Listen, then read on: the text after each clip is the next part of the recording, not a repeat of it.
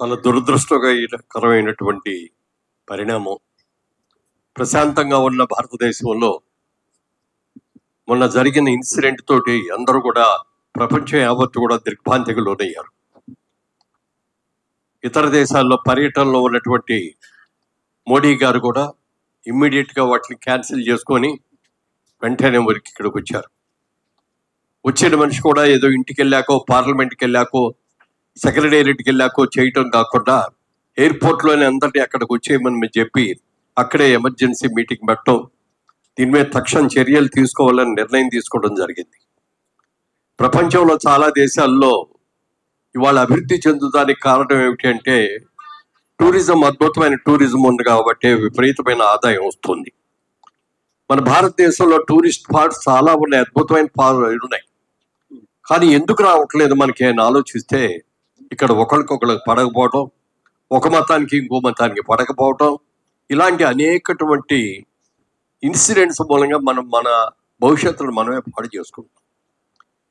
కాశ్మీర్ గొడవలన్నీ అయిపోయినాయి, మళ్ళీ బీజేపీ గవర్నమెంట్ వచ్చింది అని అందరూ కూడా కామ్గా క్వైట్గా ఉన్న తర్వాత మొన్న జరిగిన ఇన్సిడెంట్ మాత్రం భయంకరమైన ఇన్సిడెంట్. అన్యం పుణ్యరిగిన వాళ్ళు ఏదో సమ్మర్ వచ్చింది, కాశ్మీర్ వెళ్దాం, అక్కడికి వెళ్ళి పిల్లల్ని పెద్దలు అందరు కలిసి వెళ్దాం, అక్కడ ప్రశాంతంగా గడుపుదాం అని చెప్పి వెళ్ళిన వాళ్ళందరూ కూడా ఘోరమైనటువంటి సావుని ఎదురు చూడాల్సి వచ్చింది. కొన్ని కథలు వింటే ఎంత బాధ అనిపించిందో లేదు. పెళ్లి చేసుకొని హనీమూన్కి వెళ్దామని వెళ్ళిన వాళ్ళలో భర్త చనిపోయి భార్య అక్కడే ఏడుస్తూ కూర్చుంటే ఎంత హృదయ విదారకంగా అనిపించిందో చెప్పడానికి వెళ్ళలేదు. బిడ్డలను పోగొట్టుకున్న తల్లులు కానీ, తల్లులు పోగొట్టుకున్న పెద్దలు కానీ అక్కడికి వాళ్ళందరూ వచ్చేస్తున్నారు, ఎక్కడ కాల్ చేస్తారు అని చెప్పి ఉరుకులు పరుగుల మీద పరిగెత్తే లేడీస్, ముఖ్యంగా మహిళలు పరిగెత్తలేక ఎన్ని ఇబ్బందులు పడ్డారో చెప్పడానికి లేదు. అక్కడ ఒక చోట ఒక భర్త భార్యకి తెప్పించి వెంటనే అక్కడ వాటర్ బాటిల్లో నీళ్లు ఉన్నాయి, మొహం కడిగేసుకో, బొట్టు చెరిపేసుకో, నువ్వు బొట్టు చెరుసుకోకపోతే నువ్వు హిందూ అని అనుకుంటా, నేను కాల్ చేస్తాడు అని చెప్పి అంటే ఏ హిందూ స్త్రీ కూడా భర్త బతికుండగా, భర్త పక్క ఉండగా బొట్టు చెరిపేసుకోవటం అనేది ఎవరు చేయరు. కానీ ఆ రోజున పరిస్థితుల్లో తప్పనిసరి పరిస్థితి, అందుకని ఆవిడ కూడా బొట్టు చెరిపేసుకొని ఉరుకులు పరుగుల మీద ఎంత దూరం పరిగెత్తారో, ఎక్కడికి వెళ్ళారో. కొంతమంది మాత్రం బతుకు జీవుడు అనుకుంటూ బయటికి రాగలిగారు, అమాయకులు కొంతమంది, రాలేని వాళ్ళు కొంతమంది అక్కడ చనిపోయారు. కేవలం ఒక 5, 6, 8 మందో మనుషులు కలిపి ఇంత గొడవ చేశారు, ఇంతమందిని చంపేశారు అంటే దీని వెనక ఎంత వాళ్ళు హోంవర్క్ చేసి ఉంటారు. ఇలాంటివన్నీ చేయటం మూలంగా దేశంలో మనకి ఎన్ని ఇబ్బందులు వస్తున్నాయి. మన టెర్రరిజం మూలంగా మన టూరిజం అంతా కూడా ఇదైపోయింది. ఈ సంవత్సరం కాశ్మీర్ చాలా ఎక్కువ మంది వెళ్ళారు, వెళ్ళారు, వాళ్ళు వచ్చిన వాళ్ళు వచ్చారు. రాబోయే రోజుల్లో వెళ్ళటం కోసం హోటల్స్ బుక్ చేసుకున్నారు, అన్నీ బుక్ చేసుకున్నారు. వాళ్ళు కంప్లీట్గా స్టాండ్ స్టిల్ అయిపోయింది. అన్ని బుకింగ్లు క్యాన్సిల్ అయిపోయినాయి, ఫ్లైట్స్ క్యాన్సిల్ అయిపోయినాయి, హోటల్ బుకింగ్స్ క్యాన్సిల్ అయిపోయినాయి, ట్రాన్స్పోర్ట్ వెహికల్స్ అన్నీ కూడా వాటి బుకింగ్లు క్యాన్సిల్ అయిపోయింది. ప్రశాంత వాతావరణంలో ప్రశాంతంగా బ్రహ్మాండంగా ఉంది, చక్కగా ఉందనుకున్న కాశ్మీరు మళ్ళీ ఒక రణరంగంలాగా మారిపోయింది. అంటే కొంతమంది స్వార్థపరులు చేస్తున్నటువంటి కుట్రల మూలంగా కానీ, వాళ్ళు చేసే భయంకరమైన పనుల మూలంగా కానీ ఇవాళ ఎన్ని ఇబ్బందులు పడాల్సి వస్తుంది. ఈ టెర్రరిజం అని మాత్రం కరెక్ట్ చేయాలి. ఏదైనా ఎక్కడికి వెళ్ళినా సరే, ఎంత అయినా సరే ఎవరు కూడా భయపడకూడదు.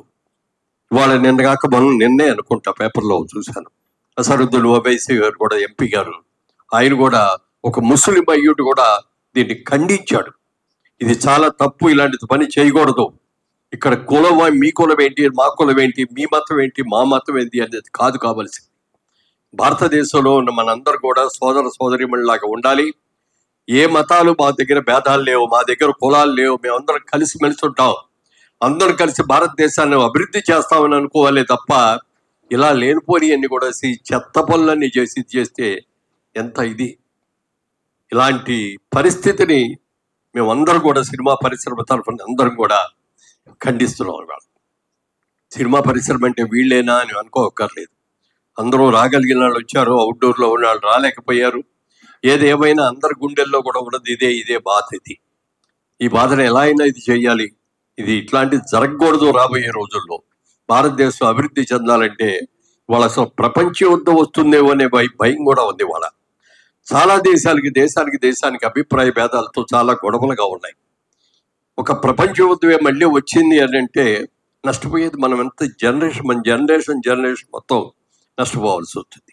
మన ఆస్తులన్నీ పాడైపోతాయి, మనం అందులో చచ్చిపోతాం. ఇలాంటివన్నీ కూడా జరగకూడదు, ప్రశాంతంగా ఉండాలని గాంధీ మహాత్ముడు చెప్పాడు. ఎప్పుడు కూడా మనకు కావాల్సింది టెర్రరిజం కాదు, మనందరూ కూడా ఏమంటారు శాంతియుతంగా ఉండాలి మనం అని చెప్పిన గాంధీ మహాత్ముడి మాటలను కూడా మనం గుర్తుపెట్టుకొని తప్పనిసరిగా ఇలాంటి జరిగిన అవాంఛనీయమైన ఘటనల్ని పూర్తిగా ఖండించాలని, వారి చనిపోయిన వారి ఆత్మలకు శాంతి కలగాలని మనస్ఫూర్తిగా తెలుగు చలనచిత్ర పరిశ్రమ తరఫున కోరుకుంటున్నాం. ఈ రాబోయే రోజుల్లో ఇలాంటివి జరగకుండా ఉండాలంటే ప్రతి ఒక్కరు కూడా జాగ్రత్తగా ఉండాల్సిన అవసరం ఎంతైనా ఉంది. అవసరమైతే మా ప్రాణాలను త్యాగం చేయడానికన్నా మేము సిద్ధంగా ఉన్నాము. ఇలాంటివి జరగదేమో, వీటిని మనస్ఫూర్తిగా ఖండిస్తున్నామని ముక్తకంఠంతో మనందరూ కూడా చెప్పాల్సిన అవసరం ఎంతైనా ఉందని మీ అందరికి కూడా తెలియజేస్తున్నాను. వారికి, ఆ కుటుంబ సభ్యులకి, చనిపోయిన వారికి మనస్ఫూర్తిగా తెలుగు చలనచిత్ర పరిశ్రమ అన్ని విభాగాల వాళ్ళందరికీ కలిసి వారికి మా సానుభూతిని ప్రకటిస్తున్నాం. వారి ఆత్మకు శాంతి కలగాలని కోరుకుంటాం. Thank you. Dancers association president Prakash.